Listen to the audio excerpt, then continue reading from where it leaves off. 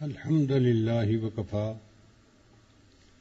وسلام علی عباده الذین اصطفى اما بعد اعوذ باللہ من الشیطان الرجیم بسم اللہ الرحمن الرحیم یوم لا ينفع مال ولا بنون الا من اتى اللہ بقلب سلیم سبحان ربک رب العزة عما یصفون وسلام علی المرسلین والحمد للہ رب العالمین اللہم صل علی سیدنا محمد وعلی آل سیدنا محمد وبارک وسلم۔ ہر انسان کی زندگی کے 3 دن بہت اہم ہوتے ہیں۔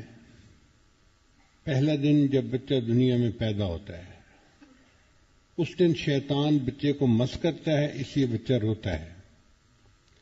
اللہ کرے کہ کوئی نیک بندہ پاس ہو جو ایک کان میں اذان دے، دوسرے میں اقامت کہے اور تحنیک بھی کرے، اس کی برکت زندگی بھر رہتی ہے۔ اور دوسرا اہم دن وہ ہوتا ہے جب انسان اس دنیا سے فوت ہو کے اگلے جہان جاتا ہے۔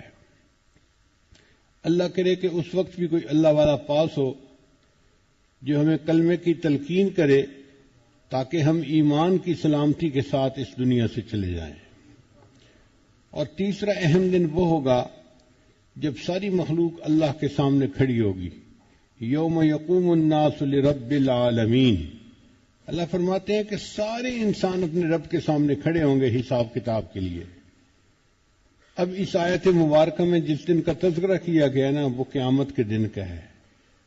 اللہ فرماتے ہیں اس دن نہ مال کام آئے گا، نہ بیٹے کام آئیں گے، سمرا ہوا دل بندے کو کام آئے گا۔ مال اور بیٹوں کا تذکرہ کیوں کیا؟ کہ دنیا میں بندے کو دھوکہ لگ جاتا ہے کہ میرے سارے کام مال سے ہو جاتے ہیں۔ ہم دنیا میں سنتے ہیں، لوگ کہتے ہیں جی جس فائل کو روپے کا پہیہ لگا دو وہ چلنی شروع ہو جاتی ہے۔ مان لیا کچھ کام مال سے ہو جاتے ہیں، سارے کام نہیں ہوتے۔ آپ خود غور کریں، ہم مال سے اینک تو خرید سکتے ہیں، بینائی تو نہیں خرید سکتے۔ اچھے کپڑے تو خرید سکتے ہیں، خوبصورتی کو تو نہیں خرید سکتے۔ دوائی کو تو خرید سکتے ہیں، اچھی صحت کو تو نہیں خرید سکتے۔ ہم مال سے کتاب کو تو خرید سکتے ہیں، علم کو تو نہیں خرید سکتے۔ ہم مال سے کسی کی چاپلوسی کو تو خرید سکتے ہیں، کسی کے دل کی محبت کو تو نہیں خرید سکتے۔ تو مال سے تو دنیا میں بھی ہر کام نہیں ہوتا، اور آخرت میں تو مال بالکل کام نہیں آئے گا۔ اور پھر کئی مرتبہ انسان کو اپنے بیٹوں پہ بڑا بھروسہ ہوتا ہے۔ جس کے 5-7 بیٹے ہو نا، کوئی بڑا آفیسر ہے، کوئی فوج میں ہے، کوئی سیاستدان ہے، کوئی تاجر ہے، کوئی فلاں ہے، تو وہ باپ سمجھتا ہے کہ بس کوئی بھی مسئلہ ہوا میں بیٹے کو کہہ دوں گا، میرا مسئلہ حل ہو جائے گا۔ تو اللہ نے فرمایا کہ قیامت کے دن بیٹے بھی کام نہیں آئیں گے۔ تو سوال پیدا ہوتا ہے کہ یا اللہ پھر کیا کام آئے گا؟ اللہ فرماتے ہیں الا من اتى اللہ بقلب سلیم۔ جو بندہ میرے پاس سنورا ہوا دل لایا، وہ دل اسے کام آئے گا۔ اس کا مطلب یہ کہ اللہ تعالیٰ دلوں کے بیوپاری ہیں، بندے سے دل چاہتے ہیں۔ حدیث پاک میں آتا ہے ان اللہ لا ينظر الى صورکم، بے شک اللہ تعالیٰ نہیں دیکھتے تمہاری شکل و صورتوں کو، ولا الى اموالکم، اور اللہ نہیں دیکھتے تمہارے مال پیسے کو، ولکن ينظر الى قلوبکم واعمالکم، اللہ دیکھتے ہے تمہارے دلوں کو اور تمہارے اعمال کو۔ اب دیکھیں کہ جو چہرہ لوگ دیکھتے ہیں، صبح اٹھ کے ہم سب سے پہلے اسی کو دھوتے ہیں، صاف کرتے ہیں۔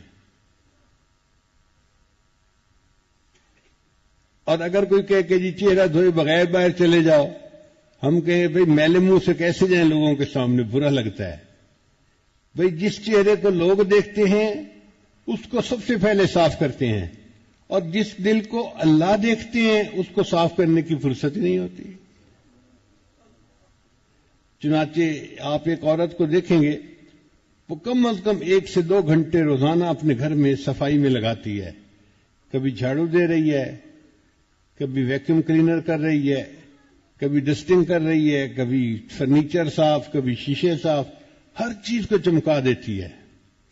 کوئی بندہ اس سے پوچھے اللہ کی بندی تو نے 2 گھنٹے اتنی مشقت کیوں اٹھائی؟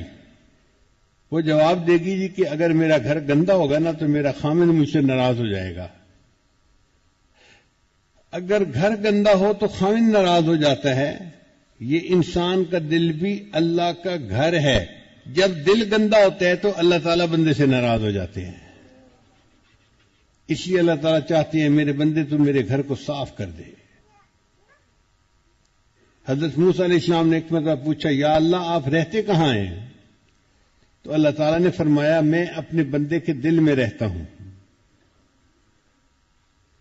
تو دل میں تو آتا ہے سمجھ میں نہیں آتا، میں جان گیا بس تیری پہچان یہی ہے۔ تو یہ قلب عبداللہ جو ہے یہ عرش اللہ ہے، اللہ کا عرش ہے۔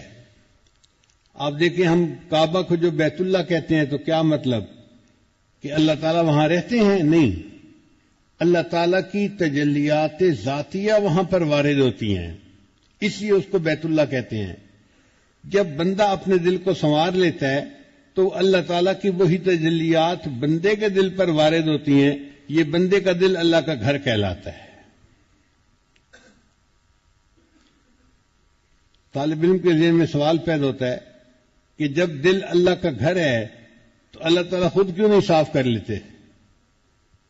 علماء نے جواب دیا کہ جب گھر کسی کو استعمال کے لیے دیا جائے، کرائے پر دیا جائے، تو مالک اس کو کہتا ہے میرا گھر صاف رکھنا، اگر گندا رکھو گے تو میں آپ کو گھر سے نکال دوں گا۔ تو گھر کو صاف رکھنا کرایہ دار کی ذمہ داری ہوتی ہے جو استعمال کر رہا ہوتا ہے۔ یہ دل اللہ نے دنیا میں ہمارے اختیار میں دیا ہے اور ہماری ڈیوٹی لگا دی، میرے بندو دل میرا گھر ہے، تم بھی اسے صاف رکھنا، تم اسے گناہوں سے میلا نہ کرنا۔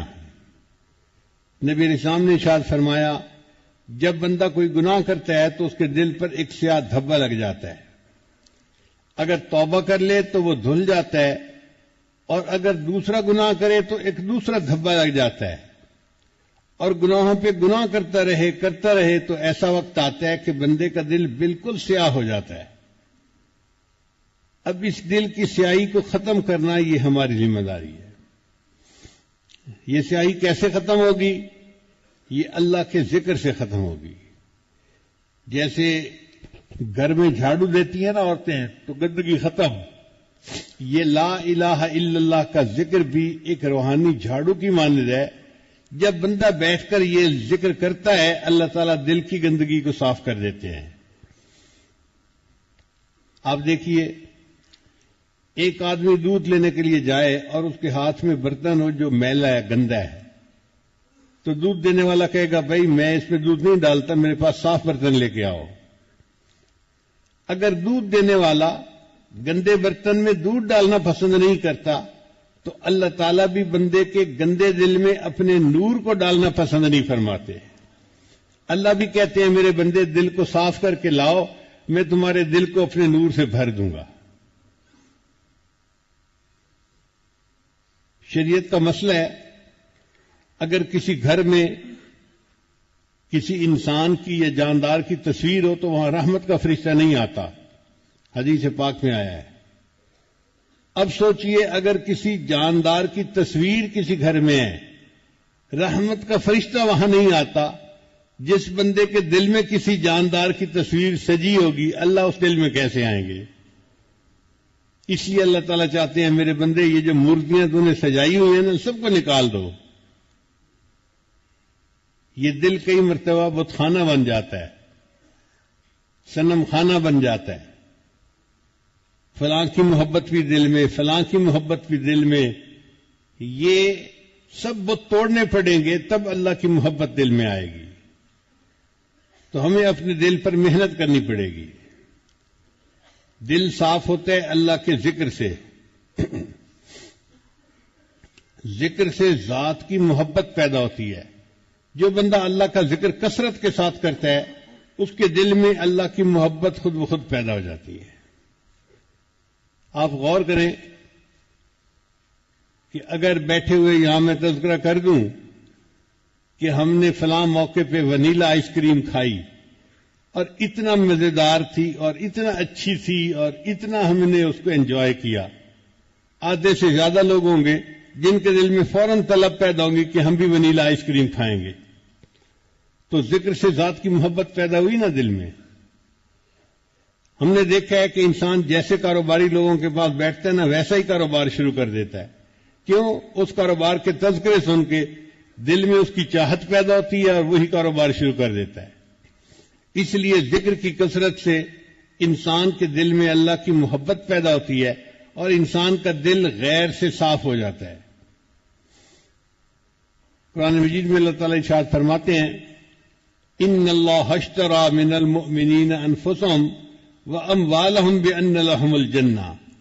بے شک اللہ نے مومنوں سے ان کے جان اور مال کو جنت کے بدلے خرید لیا ہے. مفسرین نے لکھا کہ اللہ تعالیٰ نے یہ نہیں فرمایا کہ میں نے جان اور مال کے بدلے جنت کو بیچ دیا ہے.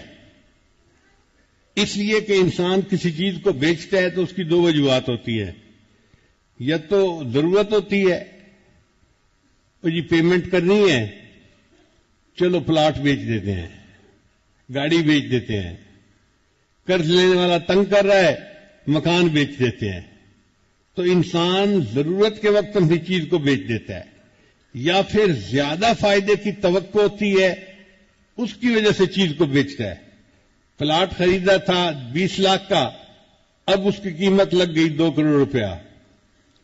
اور جی بہتر ہے پلاٹ کو جو ہے نا بیچ کے ہم اس کی جگہ کوئی مکان خرید لیتے ہیں.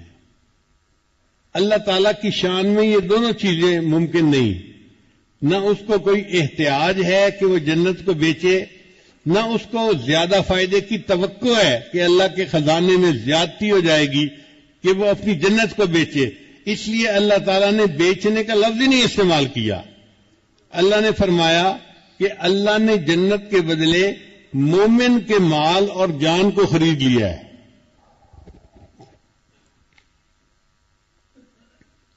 اب یہاں طالب علم کے ذہن میں خیال آتا ہے کہ جب بھی بندے کے پاس کچھ فالتو پیسے ہونا اس کی سب سے پہلی تمنا ہوتی ہے کہ میں گھر اپنا خریدوں, کرائے کے گھر سے جان چھوٹے, میرا اپنا گھر ہونا چاہیے. تو اگر اللہ تعالیٰ نے خریدنا ہی تھا تو بندے کا دل خریدتے جو اللہ کا گھر ہے. اللہ نے دل کا تو تذکرہ ہی نہیں کیا. اللہ نے تو فرمایا میں نے مومن کے مال اور جان کو جنت کے بدلے خرید لیا. اللہ آپ نے اپنا مکان تو خریدا نہیں. تو مفسرین نے اس کا بھی جواب دیا. مفسرین نے فرمایا کہ دیکھو انسان کا جو دل ہے نا وہ اللہ کا گھر ہے. اللہ نے فرمایا میرے بندے اس کو تو میں نے ہے اپنے لیے وقف کر دیا, اور جو چیز وقف کر دی جائے نا پھر اس کی بیع و شراء کی اجازت نہیں ہوتی. اللہ نے فرمایا اب اس کی خرید و فروخت کا تو تذکرہ ہی نہیں, یہ تو ہے ہی میرا. اس کے بعد تیرے پاس مال اور جان بچی تھی, میں نے جنت کے بدلے میں تیرے مال اور جان کو بھی خرید لیا ہے. تو دل تو اللہ کے لیے وقف ہے, اللہ کا گھر ہے. ہم اس دل پر محنت کریں تاکہ قیامت کے دن ہمارا دل اللہ کو پسند آ جائے, اللہ خوش ہو جائیں دل کو دیکھ کے. ہاں میرے بندے نے اپنے دل میں میری محبت کو بھر لیا تھا.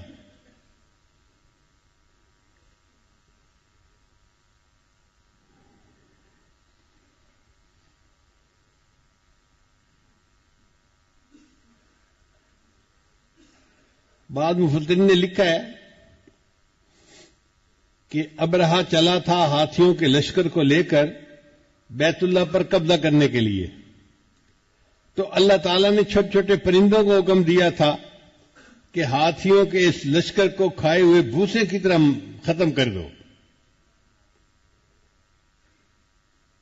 تو ان پرندوں نے اپنی چونچ سے چھوٹی چھوٹی کنکریاں پھینکی تھیں اور پورا لشکر جو تھا وہ کھائے ہوئے بھوسے کی طرح بن گیا تھا. ہاتھی بھی مر گئے, بندے بھی مر گئے.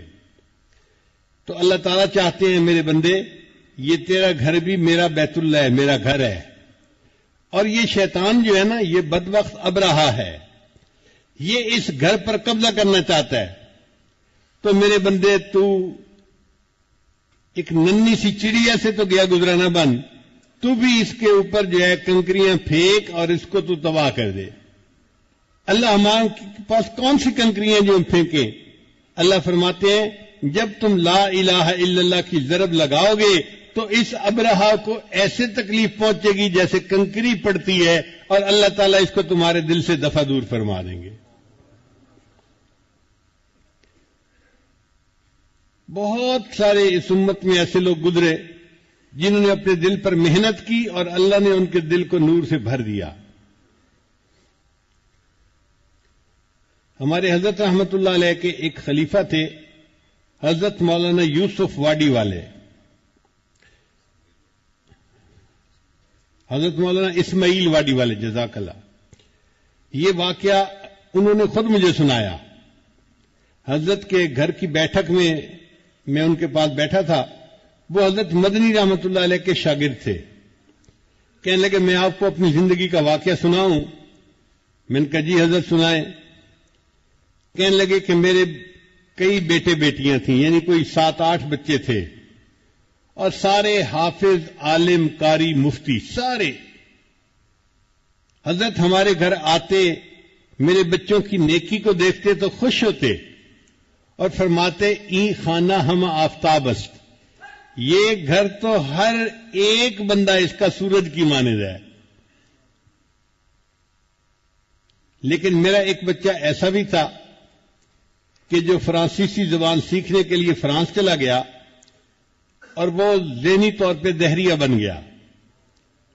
یہ نہیں کہ بے نمازی تھا یا بد اخلاق تھا، وہ سرے سے کہتا تھا کہ یہ مخلوق، یہ دنیا خود بخود پیدا ہوئی ہے۔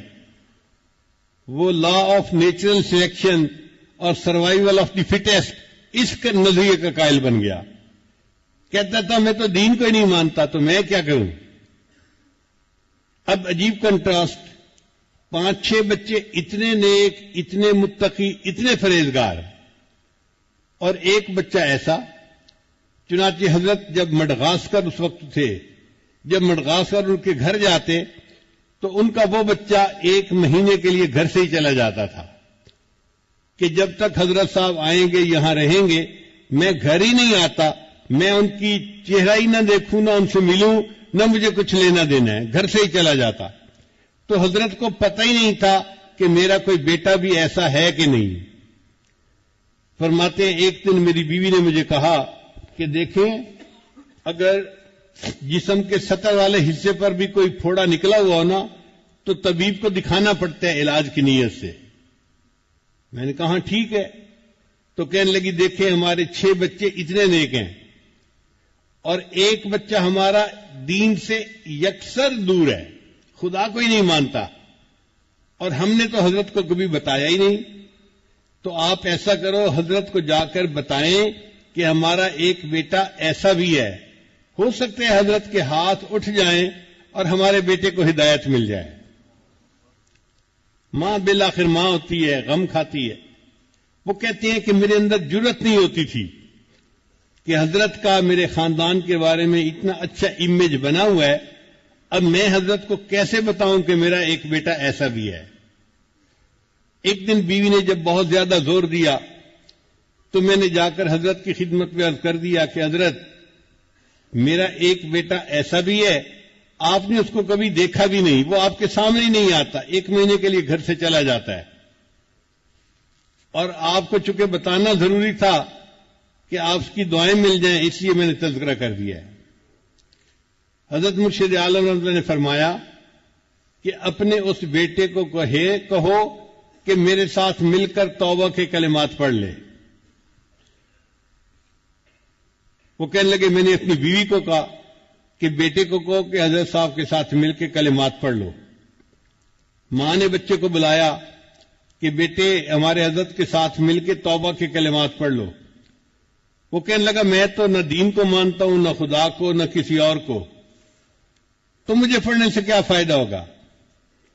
ماں نے کہا بیٹا فائدہ ہوگا یا نہیں ہوگا یہ تو ہے بعد کی بات، آخر میں ماں تو ہوں نا تمہاری، اور میں کہہ رہی ہوں کہ ایک کام کر لو تو تمہیں رکاوٹ کیا ہے؟ اس نے کہا امی آپ نے تو میرا جینا حرام کر دیا ہے، اتنا تنگ کر دیا ہے، چلو میں آپ کے کہنے پہ ان کے ساتھ کلمات تو پڑھ لوں گا، میں نے کرنا کچھ نہیں ہے۔ یعنی پھر یہ نہ کہنا کہ مراقبہ کر، نمازیں پڑھ، فلاں کر فلاں کر. وہ کہتے ہیں جب میں نے حضرت کو بتایا کہ جی بیٹے نے ماں کو کہا کہ امی آپ کے کہنے پہ میں یہ کر تو لوں گا لیکن میں نے کرنا کچھ نہیں ہے، تو حضرت نے فرمایا بھئی میں نے تو کچھ نہیں کہا کرنے کے لیے، میں نے تو صرف اتنا کہا ہے کہ میرے ساتھ مل کر توبہ کے کلمات پڑھ لے. وہ بچہ راضی ہو گیا. چنانچہ ماں نے اسے حضرت کے پاس بھیجا اور حضرت نے اس کو توبہ کے یہی بیت کے جو کلمات ہیں یہ پڑھا دیے. اب راز اس میں ہے کہ یہ جو توبہ کے کلمات بندہ اللہ والوں کے ساتھ مل کر پڑھتا ہے نا، اس کی برکت سے اللہ تعالیٰ دل میں نور عطا فرما دیتے ہیں، اور اس کے دلیل قرآن مجید سے ملتی ہے.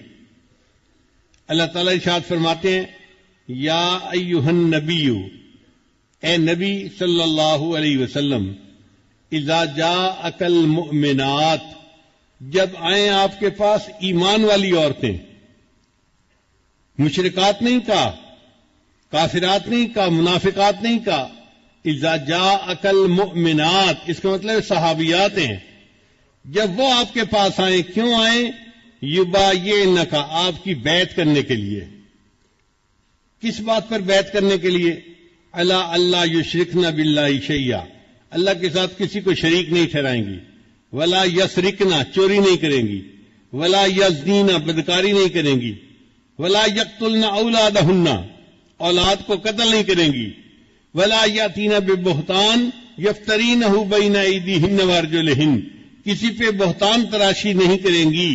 ولا یعصینک فی معروف، اور کسی معروف کام میں اے میرے محبوب آپ کی نافرمانی نہیں کریں گی. اسی کو تو توبہ کہتے ہیں کہ بندہ ارادہ کرتا ہے کہ آج کے بعد میں شریعت کے کسی کام میں نافرمانی نہیں کروں گا. اللہ فرماتے ہیں اگر ان کا یہ ارادہ ہے فبایعہن، آپ انہیں بیعت کر لیجئے. واستغفر لہن اللہ، اور ان عورتوں کی توبہ کی قبولیت کے لیے آپ استغفار کیجئے. راز دیکھیے جو بیعت کی برکت ہے نا وہ یہاں سے ثابت ہو رہی ہے کہ وہ عورتیں تو استغفار کرتی ہیں، توبہ کرتی ہیں ٹوٹ جاتی ہے، پھر کرتی ہیں پھر ٹوٹ جاتی ہے.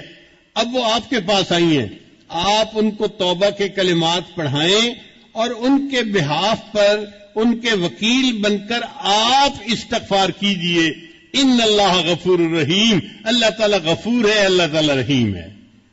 ہمارے حضرت فرمایا کرتے تھے کہ جب کوئی سچی توبہ کی نیت لے کر آتا ہے اور شیخ کے ہاتھ پر یہ کلمات پڑھتا ہے، اللہ نے خود وعدہ فرما دیا ان اللہ غفور الرحیم، لہذا اللہ اس بندے کی توبہ کو قبول فرما لیتے ہیں، اس کو نیکی پر استقامت عطا فرما دیتے ہیں.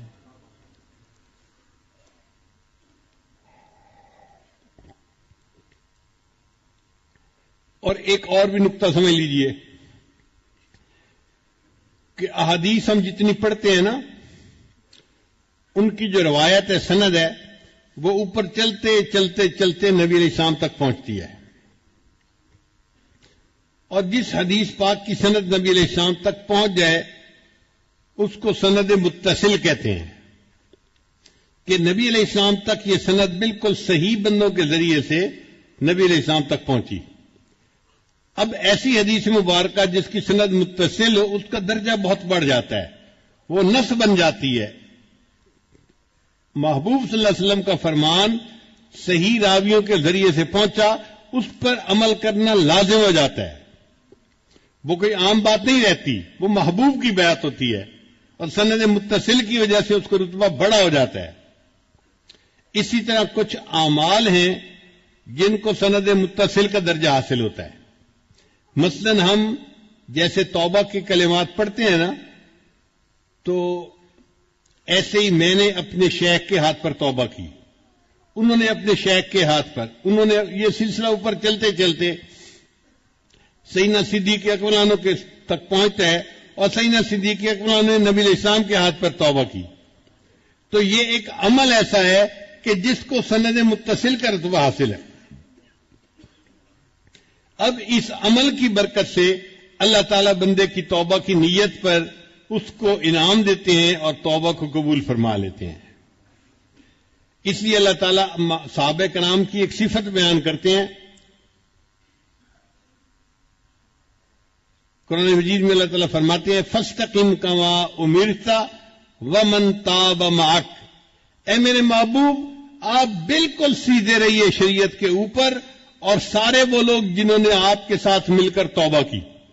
بھئی صحابہ میں تو بڑی صفات تھیں، کسی اور صفت کا تذکرہ اللہ کر دیتے. اللہ نے فرمایا نہیں، ان کے اعمال میں سے ایک بڑا عمل یہ ہے انہوں نے میرے محبوب کے ہاتھ پر توبہ کے کلمات پڑھے ہیں، لہذا فرمایا کہ آپ بھی سیدھے رہیے اور جنہوں نے آپ کے ہاتھ پر توبہ کی وہ بھی سیدھے رہیں. اس کا مطلب یہ کہ یہ جو توبہ کرنی ہوتی ہے نا کسی اللہ والے کے ساتھ، اس کی اللہ کے ہاں کوئی قدر ہوتی ہے، مقام ہوتا ہے. چنانچہ اس بچے نے توبہ کے کلمات پڑھے، اب اس کی زندگی میں تبدیلی آنی شروع ہو گئی. وہ فرمانے لگے کہ اگلے سال حضرت جب تشریف لائے تو بیٹے نے اپنی ماں کو کہا کہ میں پہلے تو 1 مہینے کے لیے گھر سے چلا جاتا تھا، اب میں گھر سے نہیں جاؤں گا، گھر پہ ہی رہوں گا. اب وہ گھر پہ رہا تو حضرت کو اس نے دیکھا، لوگوں کو آتے جاتے بیعت ہوتے ہوئے دیکھا. پھر اس نے کہا کہ اچھا امی، میں کبھی کبھی حضرت کے کھانا دے دیا کروں گا. تو کبھی روٹی سامنے لا کے دسترخوان پہ رکھ دی، کبھی پانی رکھ دیا، یعنی حضرت سے مانوس ہونے لگ گیا، قریب آنے لگ گیا. یہ برکت تھی ان کلمات کی کہ 2 سال کے بعد ایک دن اس اپنی والدہ کو کہا امی میرا دل کہتا ہے کہ میں کلمہ پڑھ کے مسلمان ہو جاؤں. اللہ کی شان دیکھیے، جو خدا کے وجود کو نہیں مانتا تھا اس نے کلمہ پڑھا اور وہ مسلمان ہو گیا. پھر اس نے حضرت کے ہاتھ پر دوبارہ توبہ کے کلمات پڑھے. اب اس کو حضرت سے محبت ہو گئی اور وہ حضرت کے بیانات میں بیٹھنے لگ گیا. بیانات کو سن کر اس کے دل کی حالت بدلی. پھر اس نے حضرت سے کہا کہ حضرت میرا دل چاہتا ہے میں عالم بنوں. حضرت نے فرمایا ٹھیک ہے بنو.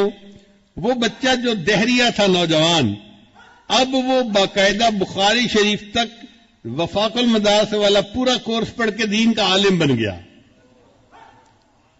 پھر اس کے دل میں اللہ کی محبت بڑھی تو اس نے ذکر مراقبہ بھی کرنا شروع کر دیا. اور ایک وقت آیا کہ حضرت نے اس نوجوان کو اجازت خلافت عطا فرمائی. جو نوجوان ایمان سے محروم تھا، خدا کو ہی نہیں مانتا تھا، ایک اللہ والے کے پاس آ کر چند کلمات پڑھنے کی برکت سے ایسا بھی وقت آیا کہ وہ مومن بھی بن گیا، عالم بھی بن گیا اور شیخ بھی بن گیا. پھر حضرت فرمانے لگے کہ میرے اس بیٹے کے ہاتھ پر ہزاروں نوجوانوں نے کلمہ پڑھا اور مسلمان ہوئے. وہ ہزاروں لوگوں کے مسلمان ہونے کا ذریعہ بن گیا. تو یہ برکت ہوتی ہے.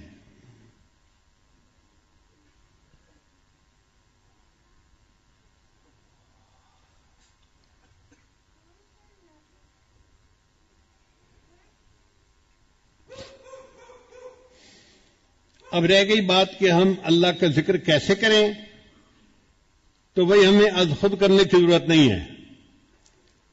اللہ والوں نے ہمیں طریقہ سکھا دیا. ہمارے نقشبندیہ سلسلہ میں مراقبہ سکھاتے ہیں کہ انسان اپنی آنکھوں کو بند کر لے، سر کو جھکا لے، دنیا اب جو کوئی دنیا میں ہے اس سے ہٹ کٹ کے اللہ کی یاد میں ڈوب جائے اور یہ سمجھے کہ میرا دل اللہ اللہ اللہ بول رہا ہے اور میں سن رہا ہوں. زبان سے نہیں پڑھنا ہوتا، زبان تالو سے لگی ہوئی ہو. اب اس طرح روزانہ 15-20 منٹ بیٹھنے سے دل میں اللہ کی محبت بڑھنی شروع ہو جاتی ہے. اور ایک وقت آتا ہے کہ انسان کا دل اللہ اللہ کہتا ہے اور بندے کو اس کا ادراک ہوتا ہے. اس کو ذکر قلبی کہتے ہیں. اور یہ ذکر قلبی جب نصیب ہو جاتا ہے تو پھر بندے کی زندگی کا بیٹھنا اٹھنا بدل جاتا ہے، آنکھ کا دیکھنا بدل جاتا ہے، زبان کا بولنا بدل جاتا ہے، دل دماغ کی سوچ بدل جاتی ہے. سچی بات کہوں کہ انسان خود ہی بدل جاتا ہے.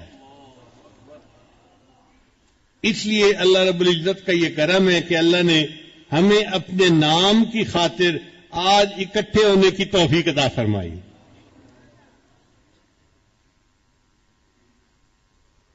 ایک ہمارے بزرگ گزرے ہیں ڈاکٹر غلام مصطفیٰ خان صاحب، حیدرآباد کے تھے، پروفیسر تھے اور بڑا علم تھا اللہ نے ان کو عطا کیا. ان کا ایک میں نے بیان سنا تو اس بیان میں انہوں نے کہا کہ اس امت کی بہت ساری نشانیاں اللہ نے تورات اور انجیل کے اندر بیان کی. تو انہوں نے فرمایا کہ کون کون سی نشانیاں بیان کی؟ تو انہوں نے کہا ان میں سے ایک نشانی یہ کہ یہ امت اللہ کے نام کو یاد کرنے کے لیے اکٹھی ہوا کرے گی. اب آپ بتائیے، آپ یہاں پر اکٹھے ہوئے ہیں کوئی تجارت کی نیت سے یا کوئی جسمانی علاج کی نیت سے؟ صرف اللہ کے نام کے لیے، اللہ کو یاد کرنے کے لیے. تو یہ اس امت کی نشانی پہلی کتابوں میں بھی لکھی گئی. مختلف شہروں سے ہوں گے، مختلف قبیلوں سے ہوں گے، اور وہ ایک جگہ پر جمع ہوں گے اللہ کی یاد کی خاطر. یہ مجمع اللہ کو اتنا پسند آتا ہے، اللہ فرشتے بھیجتے ہیں جو ان کے اوپر سایہ کر دیتے ہیں، اور اللہ ان کے اوپر اپنی رحمتوں کو نازل کر دیتا ہے.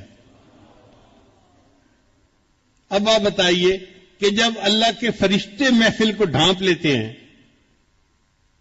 اور اللہ ان پر رحمتیں برساتے ہیں، تو پھر آنے والا کبھی محروم ہو سکتا ہے؟ ہو ہی نہیں سکتا. اللہ تعالیٰ تو خوش ہوتے ہوں گے. اللہ تعالیٰ تو بلکہ ملائکہ میں بیٹھ کر تذکرے کرتے ہوں گے، فلاں جگہ دیکھو میرے اتنے بندے میری محبت میں سفر کر کے گھروں کو چھوڑ کر اتنے دن کے لیے آئے. بارش بھی ہو رہی تھی، کھانے پینے کی بھی تنگی تھی، مگر انہوں نے 3 دن رات میری یاد میں، میری محبت میں گزارے. دیکھو میرے بندے مجھ سے کتنی محبت کرتے ہیں.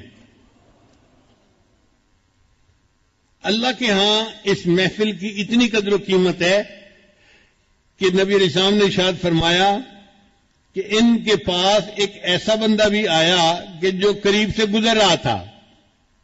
اس نے دیکھا بھئی اتنے لوگ بیٹھے ہیں تو چلو میں دیکھتا ہوں یہ کیا کر رہے ہیں. وہ بھی ساتھ کھڑا ہو گیا. تو اللہ نے پوری محفل کے لوگوں کی بخشش کا فیصلہ فرما دیا. فرشتے نے کہا یا اللہ، باقی تو چلو اس مقصد کے لیے آئے تھے اور ان کی آپ نے بخشش کر دی، ایک بندہ تو بس گزر رہا تھا، وہ ان کو دیکھ کے کھڑا ہو گیا. اللہ فرماتے ہیں ہم رجال اللہ یشقا جلیسہم، یہ میرے ایسے بندے ہیں ان کے پاس بیٹھنے والا بدبخت نہیں ہوتا.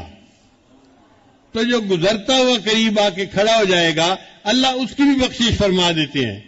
اور جو یہ مقصد دل میں لے کے آئے، آپ سوچئے پھر ان کی بخشش کتنی آسان ہوگی.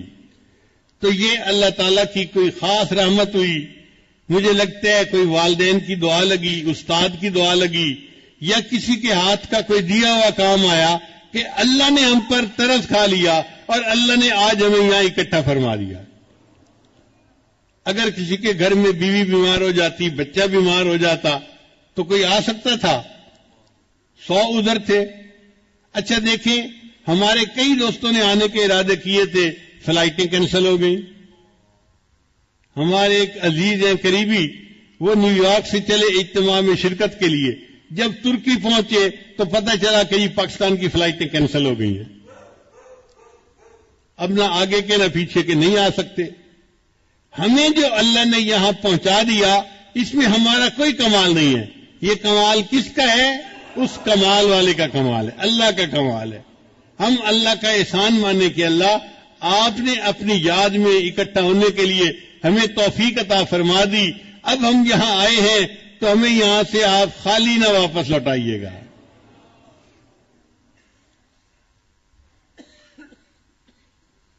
ہمارے دل کا سنورنا بہت آسان ہے اگر اس کے اوپر اللہ کی رحمت کی نظر پڑ جائے. تیری ایک نگاہ کی بات ہے، میری زندگی کا سوال ہے. ایک رحمت کی نظر اللہ کی پڑ جاتی ہے، بندے کا دل سنور جاتا ہے.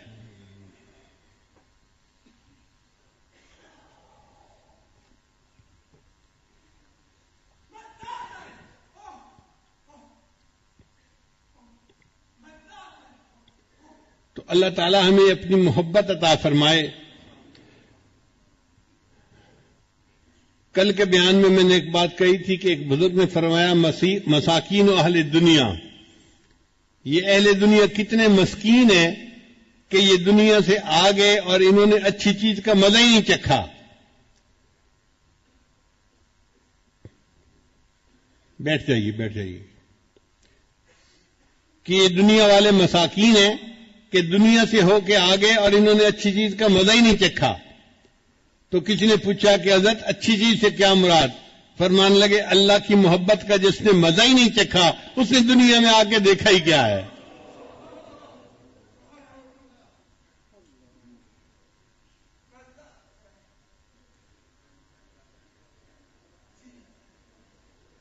فارسی کا شعر ہے، بمکہ بینی از توحید نورے، بیسرب از حبیب اللہ ظہورے، گریند و شہر ایمارا ندی دے، چیدی دی گردری دنیا رسیدے۔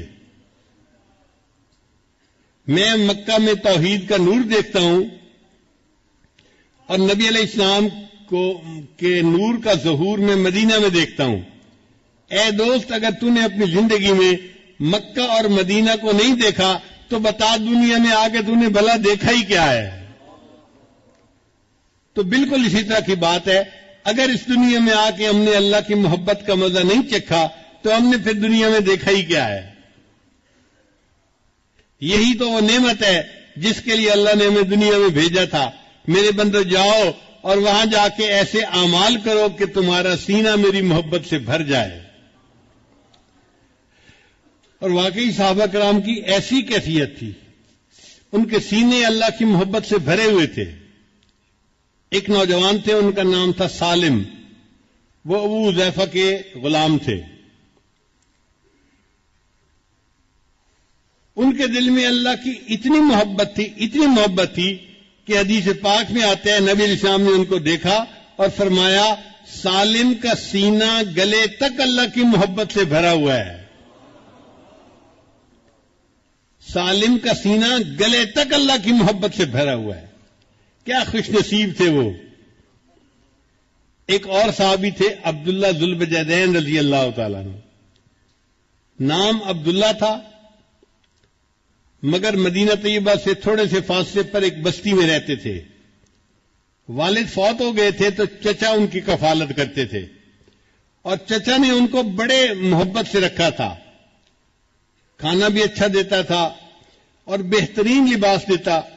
عبداللہ شکل کا بھی بہت خوبصورت تھا، پھر اس کے اوپر جب قیمتی اور خوبصورت لباس پہنتا تو اس کی جوانی کو دیکھ کے، اس کی پرسنالٹی کو دیکھ کے لوگ حیران ہوتے تھے۔ چنانچہ عبداللہ جب مدینہ طیبہ آتا تو لوگ حیران ہو کے اس کو دیکھتے تھے کہ کتنا خوبصورت نوجوان ہے اور کتنے اچھے کپڑے اس نے پہنے ہوئے ہیں۔ اللہ کی شان دیکھے کہ عبداللہ نبی السلام کی خدمت میں حاضر ہو گیا اور اس نے کلمہ پڑھ لیا۔ اب جب واپس گھر گیا تو چاہتا تو وہ تھا کہ میں نبی علیہ السلام کی محبت کو چھپاؤں، مگر محبت چھپانے سے چھپتی نہیں ہے۔ ایک دم بھی محبت چھپ نہ سکی جب تیرا کسی نے نام لیا۔ اس کے چچا نبی علیہ السلام کا نام لیتے یا والدہ لیتی تو عبداللہ ذرا ادھر دیکھتا، توجہ سے بات سنتا، تو گھر والوں نے فکر اٹھ کر لیا کہ اس کے اندر کوئی نہ کوئی تبدیلی آئی ہے۔ چنانچہ چچا نے ایک دن اس کو بٹھا کر پوچھا، عبداللہ سچ سچ بتاؤ، کیا تم مسلمان بن گئے ہو؟ تو عبداللہ رضی اللہ عنہ نے بتا دیا، ہاں میں نے کلمہ پڑھا ہے، میں مسلمان ہو گیا ہوں۔ چچا کو بڑا غصہ آیا، اس نے کہا کہ میں اتنا پیسہ خرچ کرتا ہوں، تمہیں بہترین غذا دیتا ہوں، تمہیں کھانا دیتا ہوں، لباس دیتا ہوں، اور تو ایسا نمک حرام کہ ہم اپنے ماں باپ کے دین پہ جمے ہوئے ہیں، تو ہمارے دین کو چھوڑ کے چلا گیا۔ اگر ایسا ہے تو میں تمہیں پھر اس گھر میں رہنے کی اجازت نہیں دے سکتا، میں نکال دوں گا۔ عبداللہ نے کہا نکال دے، میں چلا جاؤں گا۔ چچا کو اور غصہ آیا، اس نے تو پٹائی کی پہلے، جب ٹکا کے مار لیا نا اور اس کا غصہ تھوڑا ٹھنڈا ہوا تو اس نے کیا کیا کہ عبداللہ کے جسم پہ جو لباس تھا نا، پورا لباس کاٹ کے اتار دیا۔ یہ لباس میں تجھے سلوا کے دیا تھا، اب یہ لباس میں اتارتا ہوں۔ چنانچہ بالکل جیسے چھوٹا بچہ بالکل برہنہ ہوتا ہے، عبداللہ کو اس طرح برہنہ حالت میں اس نے اپنے گھر سے دھکا دے دیا۔ اب جوان عمر بیٹا جب اس طرح برہنگی کی حالت میں گھر سے باہر نکلا تو ماں کچھ کر تو سکتی نہیں تھی۔ اس نے کیا کیا کہ ایک چادر تھی جو اپنے سر پہ عورتیں بڑی چادر لیتی ہیں، اس نے وہ چادر گلی میں ڈال دی کہ میرا بیٹا کم از کم میری چادر سے اپنے سطر کو تو چھپا لے گا۔ عبداللہ رضی اللہ عنہ نے اس چادر کے 2 ٹکڑے کر دیے، ایک ٹکڑا تہبند کی طرح باندھ لیا اور دوسرا ٹکڑا جیسے سردیوں میں گرم چادر لپیٹتے ہیں اپنے اوپر لپیٹ لیا۔ پھر عبداللہ سوچنے لگا میں کہاں جاؤں؟ تو دل نے کہا کہ جن کی خاطر یہ سب کچھ میرے ساتھ پیش آیا ہے اب مجھے انہی کے پاس جانا ہے۔ چنانچہ عبداللہ رضی اللہ تعالیٰ عنہ مدینہ طیبہ آئے۔ فجر کے بعد کا وقت ہے، نبی علیہ السلام مسجد میں تشریف فرمائے اور صحابہ سے گفتگو فرما رہے ہیں۔ اللہ کے حبیب صلی اللہ علیہ وسلم نے دور سے عبداللہ کو آتے ہوئے دیکھا تو محبوب صلی اللہ علیہ وسلم نے پہچان لیا یہ وہی نوجوان تھا جو اتنے خوبصورت لباس پہنتا تھا، لوگ اس کی طرف آنکھ اٹھا کے دیکھتے تھے۔ آج دو چادروں میں لپٹا ہوا آ رہا ہے، دونوں جہاں کسی کی محبت میں ہار کے وہ آ رہا ہے کوئی شب غم گزار کے۔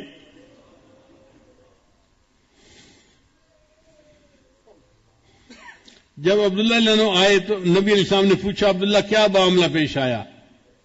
انہوں نے بتایا کہ مجھے اتنی پٹائی ہوئی، اپنے زخم کو نشان دکھائے اور میرے تو کپڑے بھی اتار لیے گئے اور یہ والدہ کی چادر ہے جس میں کہ میں اپنے جسم لپیٹ کے آپ کے پاس حاضر ہو گیا ہوں۔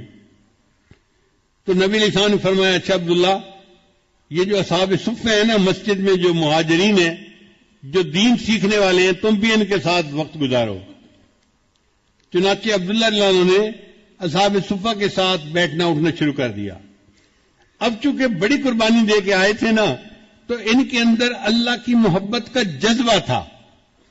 حدیث میں آتا ہے یہ کبھی کبھی مسجد نبی کے گیٹ پہ نا زور سے اللہ اللہ اللہ یہ الفاظ کہتے تھے۔ حضرت عمر رضی اللہ عنہ کی طبیعت میں نظم و نسق بہت زیادہ تھا۔ ایک دفعہ انہوں نے ایسا کرتے ہوئے دیکھا تو انہوں نے ڈانٹ پھیلائی عبداللہ تمیز سے کام لو، کیا ایسی باتیں کر رہے ہو، چلاؤ مت، آواز نیچی رکھو۔ نبی علیہ السلام کو پتہ چلا تو نبی علیہ السلام نے حضرت عمر عنہ کو بلایا، فرمایا عمر عبداللہ کو کچھ نہ کہنا، یہ جو کرتے ہے اللہ کی محبت میں ڈوب کے کرتا ہے۔ تھوڑے عرصے کے بعد نبی علیہ السلام کو ایک غزوہ کے لیے نکلنے کی ضرورت پیش آئی تو حضرت عبداللہ ذوالوجہین رضی اللہ عنہ بھی ساتھ تھے۔ کچھ سفر طے ہو گیا، ایک جگہ پر قیام ہوا، وہ جگہ بڑی سرسبز تھی اور موسم میں ذرا خنکی تھی، ٹھنڈ تھی۔ حضرت عبداللہ رضی اللہ عنہ کو بخار ہو گیا۔ اللہ کے حبیب صلی اللہ علیہ وسلم کو جب پتہ چلا کہ عبداللہ رضی اللہ عنہ کو بخار ہو گیا ہے تو نبی علیہ السلام نے ارادہ کیا کہ میں ان کی تباہ پرسی کے لیے جاتا ہوں۔ چنانچہ ابو بکر عمر عثمان یہ سب ساتھ ہیں اور نبی علیہ السلام عبداللہ عنہ کی تیمارداری کے لیے آئے۔ اچھا بخار تیز تھا اور عبداللہ رضی اللہ عنہ بس لیٹے ہوئے تھے آنکھیں بند کر کے۔ نبی علیہ السلام نے جب انہیں دیکھا تو میرے آقا کو یاد آ گیا یہ نوجوان کتنی نعمتوں کی زندگی گزار رہا تھا، اس نے اللہ کی خاطر اس جو ہے وہ تکلیف کو برداشت کیا۔ تو محبوب صلی اللہ علیہ وسلم اس کے قریب آ کر بیٹھے اور اس کے سر کے نیچے سے سرہانے کو ہٹا دیا اور اس کا سر اپنی گود مبارک میں رکھ لیا۔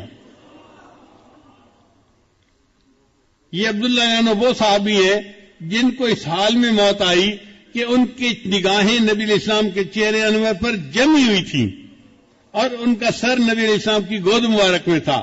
انہوں نے آخری سانس لیا اور ان کی اوپر پرواز کر گئی۔ آقا تیری معراج کہ تو لوح و قلم تک پہنچا، تیری معراج کہ تو لوح و قلم تک پہنچا اور میری معراج کہ میں تیرے قدم تک پہنچا۔ یہ عبداللہ عنہ وہ صحابی تھے کہ جن کو نبی علیہ السلام کی مبارک گود کے اندر موت آئی۔ نبی علیہ السلام نے فرمایا کہ عبداللہ کو نہلا دو اور تیار کر دو۔ پھر نبی علیہ السلام کی جو اپنی چادر مبارک تھی نا نبی علیہ السلام نے وہ چادر دی اور صحابی سے فرمایا کہ عبداللہ کو کسی اور کپڑے میں کفن نہیں دینا، میری چادر کا کفن دینا ہے۔ اللہ کی قدردانی دیکھیے، جس جسم کو اللہ کے لیے ننگا کیا گیا آج اللہ اس بدن کو محبوب کی چادر سے ڈھانپ رہے ہیں۔ ان کو محبوب صلی اللہ علیہ وسلم کی چادر کا کفن مل رہا ہے۔ نبی علیہ السلام نے نماز جنازہ پڑھائی، پھر عبداللہ عنہ کو لے کر گئے قبرستان میں دفن کرنے کے لیے۔ شریعت کا حکم ہے کہ میت کا جو سب سے قریبی بندہ ہونا وہ قبر میں اترے میت کو زمین پہ رکھنے کے لیے. اب عبداللہ کا تو کوئی رشتہ دار تھا ہی نہیں وہاں، تو نبی علیہ السلام نے فرمایا کہ عبداللہ کو قبر میں میں اتاروں گا.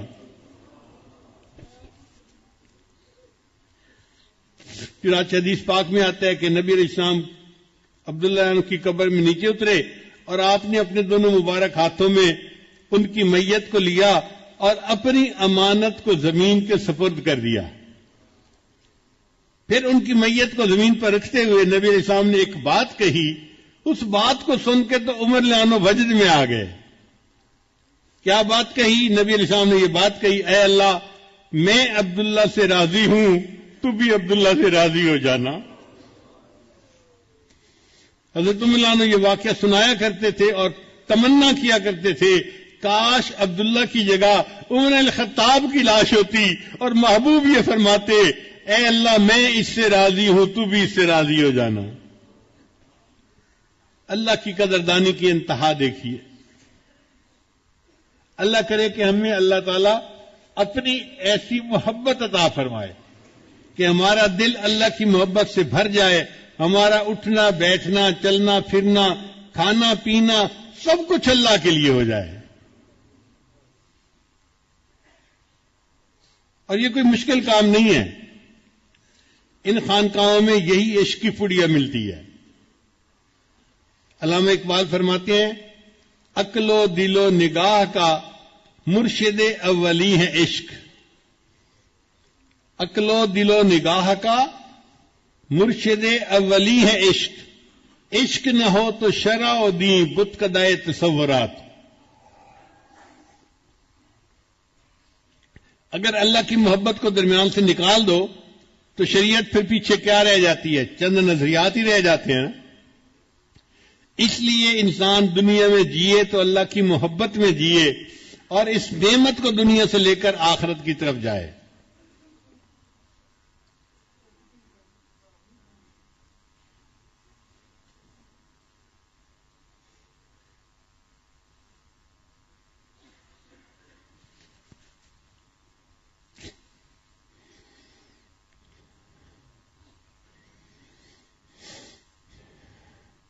امام غزالی رحمۃ اللہ اپنی کتاب میں لکھتے ہیں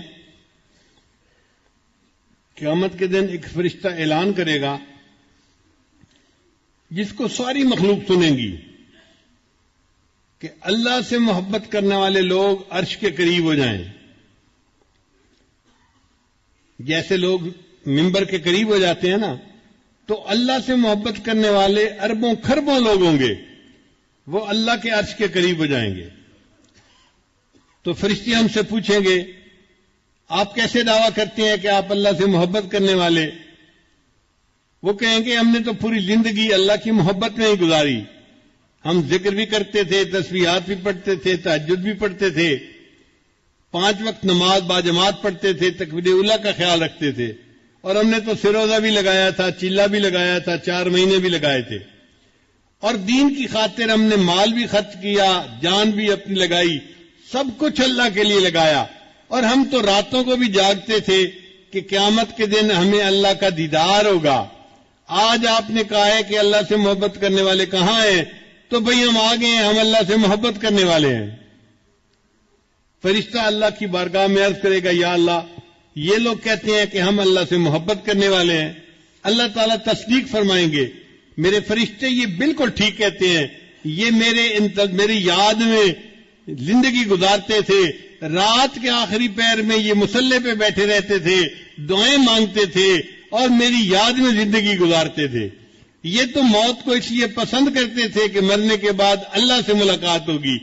آج یہ لوگ عرش کے قریب آئے ہیں، فرشتے ان سب کو بتا دو یہ سارے کے سارے بلا حساب جنت چلے جائیں. تو محبت کرنے والوں سے اللہ تعالیٰ حساب نہیں لیں گے بندے کا.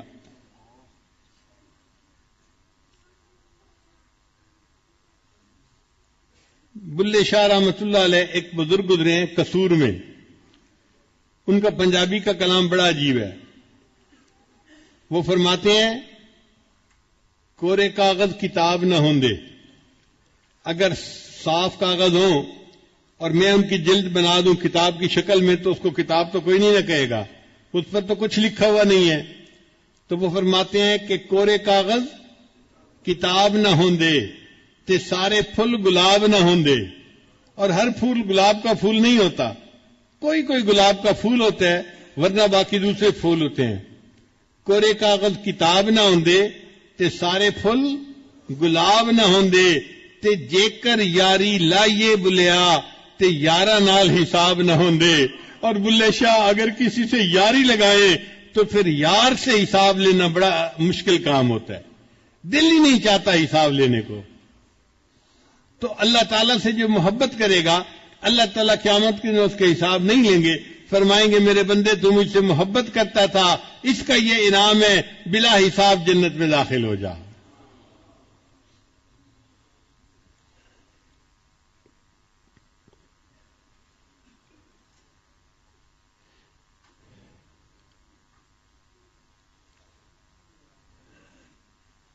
فارسی کے چند اشعار سن لیجئے، امیر خسرو رحمت اللہ علیہ کے ہیں.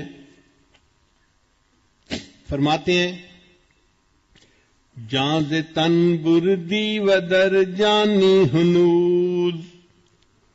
اے محبوب آپ نے میرے تن سے جان تو نکال دی اور خود میری جان بن کے آ گئے. جان ز تن بردی و در جانی ہنوز دردہا دادی و درمانی ہنوز. اے محبوب آپ نے مجھے درد تو عطا کی مگر اس درد کی دوا بھی تو آپ خود ہی ہیں. آشکارا سینہ امبش گافتی ہم چنا در سینہ پنہانی ہنوز. اے محبوب آپ کی پلکوں کے تیر نے میرے سینے کو چیر کے رکھ دیا اور اس چیرے ہوئے سینے میں محبوب آپ ہی تو چھپ کے بیٹھے ہوئے ہیں.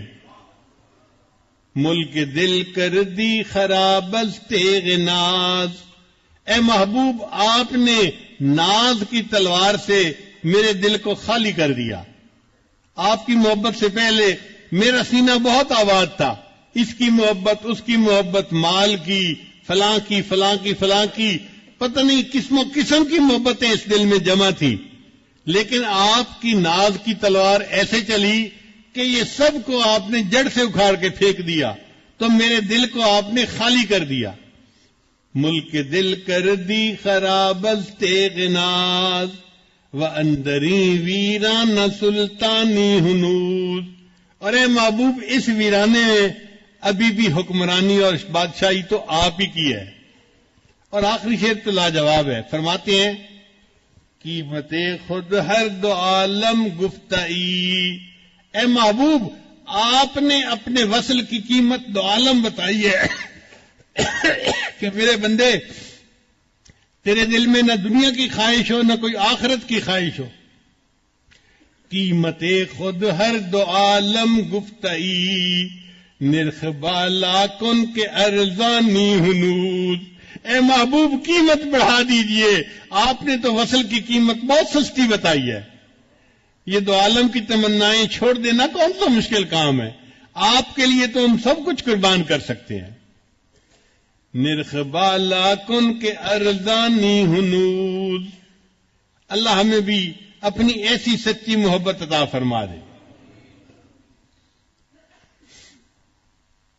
اس محبت کے راستے میں بندے پہ آزمائشیں بھی آتی ہیں. علامہ اقبال رحمۃ اللہ فرماتے ہیں جفا جو عشق میں ہوتی ہے وہ جفا ہی نہیں. جفا جو عشق میں ہوتی ہے وہ جفا ہی نہیں. جفا نہ ہو تو محبت کا کچھ مزہ ہی نہیں. تو محبوب کی طرف سے آزمائشیں بھی آ جاتی ہیں مگر وہ آزمائشیں ایسی ہوتی ہیں کہ پھر سالک محبوب کی طرف سے انعام سمجھ کے خوش ہوتا ہے، ایلام کو بھی انعام سمجھتا ہے کہ یہ میرے محبوب نے حالات بھیجے ہیں، مجھے یہ اسی طرح پسند ہے. شاعر کہتا ہے تیرے عشق نے مجھے غم دیا، تیرے عشق نے مجھے غم دیا، میرے غم کی عمر دراز ہو، تیرے عشق نے مجھے غم دیا، میرے غم کی عمر دراز ہو، وہ مقام آئے میرے خدا، میرے عشق پہ تجھے ناز ہو۔ اللہ ایسا بھی مقام آ جائے کہ میری محبت پہ آپ کو ناز ہو۔ اور حدیث پاک میں آتا ہے اللہ کو اپنے بعض بندوں کی محبت پہ ناز ہوتا ہے، اللہ فرشتوں کی محفل میں اپنے بندے کا تذکرہ کرتے ہیں۔ ایک حدیث پاک میں آتا ہے کہ اللہ کو دو بندوں کا محبت پہ اتنا ناز کہ فرشتوں میں تذکرہ فرماتے ہیں۔ ایک وہ نوجوان کہ اس کے پاس اس کی خوبصورت جان نمر بیوی موجود ہے، وہ اگر چاہتا تو اس کے ساتھ وقت گزار سکتا تھا، مگر پھر بھی وہ تہجد میں اٹھ کے تہجد پڑھتا ہے۔ اللہ فرشتوں کو فرماتے ہیں دیکھو اس نوجوان کو میری محبت نے مصلی پہ کھڑا کیا، یہ مجھ سے کتنا پیار کرنے والا بندہ ہے۔ اور دوسرا ایک قافلہ جا رہا تھا، رات کے سفر کی وجہ سے سب تھک گئے تھے، ایک جگہ پہنچے تو سب سو گئے، یعنی گرے اور آنکھ لگ گئی۔ ایک ان میں سے نوجوان ایسا تھا جس نے وضو کیا، مصلی پہ کھڑا ہو گیا۔ اللہ فرشتوں کو دکھاتے ہیں دیکھو یہ نوجوان بھی تھکا ہوا تھا، اگر یہ چاہتا تو یہ بھی سو سکتا تھا، مگر میری محبت نے اسے مصلی پر کھڑا کر دیا، دیکھو یہ مجھ سے کتنی محبت کرنے والا نوجوان ہے۔ تو جن کی محبت اللہ کو پسند آتی ہے اور اللہ فرشتوں میں ان کے تذکرے کرتے ہیں، اللہ تعالی ہمیں بھی ان لوگوں میں شامل فرما لے۔ وما ذلك علی اللہ بعزیز، اللہ کے لیے یہ کام کوئی مشکل نہیں ہے۔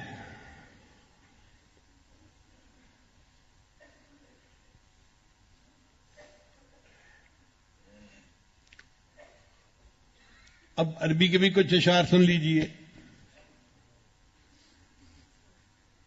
واللہ ما طلعت شمس ولا غربت الا وانت فی قلبی ووسواسی، اے محبوب اللہ کی قسم نہ کبھی سورج طلوع ہوا نہ کبھی سورج غروب ہوا، مگر ہر وقت میرے دل و دماغ میں تیرا ہی تو دھیان رہتا ہے۔ واللہ ما طلعت شمس ولا غربت الا وانت فی قلبی ووسواسی، ولا جلست الى قوم احدثهم الا وانت حدیثی بین جلاسی، اور محبوب اللہ کی قسم میں کبھی اپنے دوستوں کی محفل میں نہیں بیٹھا، مگر ان دوستوں کی محفل میں میں آپ ہی کی تو باتیں بیٹھا کر رہا ہوتا ہوں۔ ولا ذکرتک محزونا ولا طربا الا وحبک مقرون بانفاسی، اور محبوب میں نے کبھی خوشی اور غم کی حالت میں آپ کو یاد نہیں کیا، مگر میری سانسوں میں آپ کی محبت ہی تو لپٹی ہوئی ہوتی ہے۔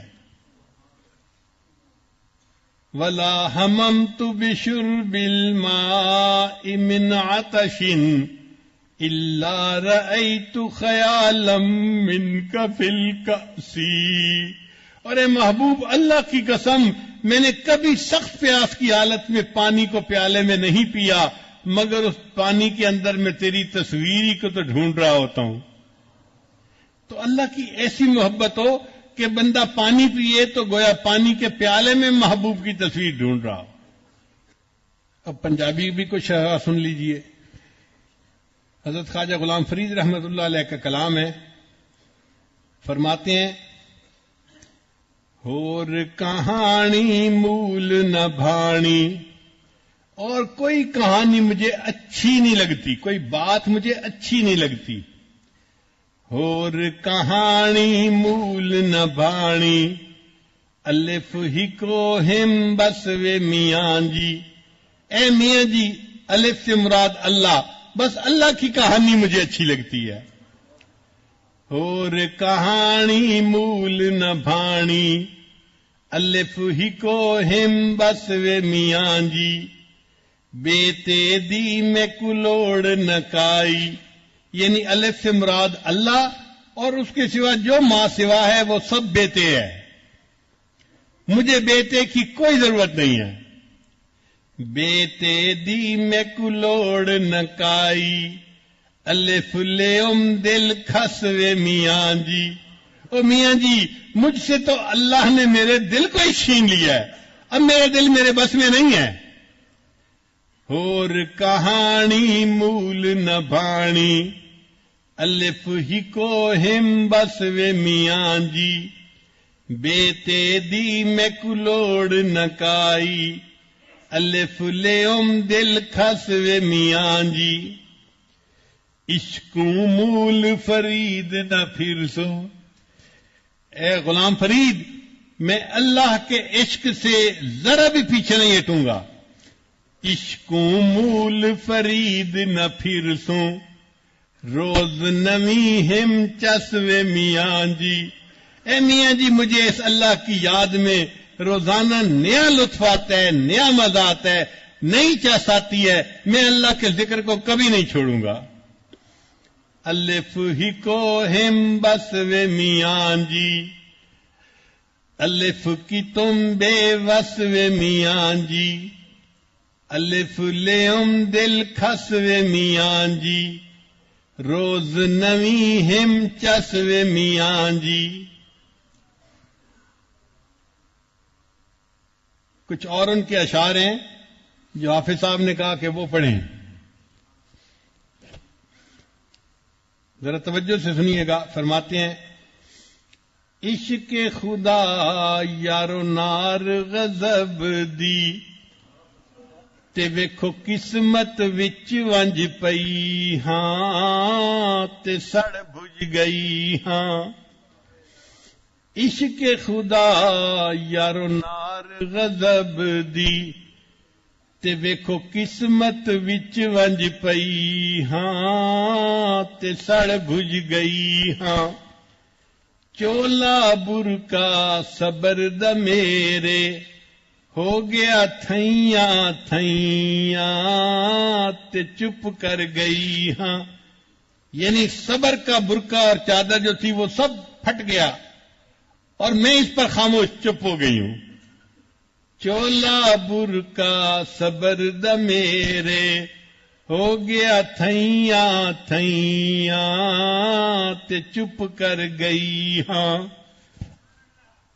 ماں پیو ویر بھی یاد نہ میں کوں، تے اتوں تانے دیون سیاں، تے سیندی رہی ہاں۔ ماں پیو ویر بھی یاد نہ میں کوں، تے اتوں تانے دیون سیاں، تے سیندی رہی ہاں۔ غلام فرید اے آکھ سجن نو، میں تا در تیڑے تے پئی ہاں، تے جے ہو جئی ہاں۔ غلام فرید اے آکھ سجن نو، میں تا در تیڑے تے پئی ہاں، تے جے ہو جئی ہاں۔ آج ہم بھی اللہ کی خدمت میں یہ عرض کریں کہ میرے مالک جیسا بھی ہوں بس میں آ گیا ہوں اور میں تیرے در پہ یہاں پڑا ہوں، مجھے قبول کر لے اور میرے دل کو اپنی محبت سے لبریز فرما دے۔ وآخر دعوانا ان الحمد للہ رب العالمین۔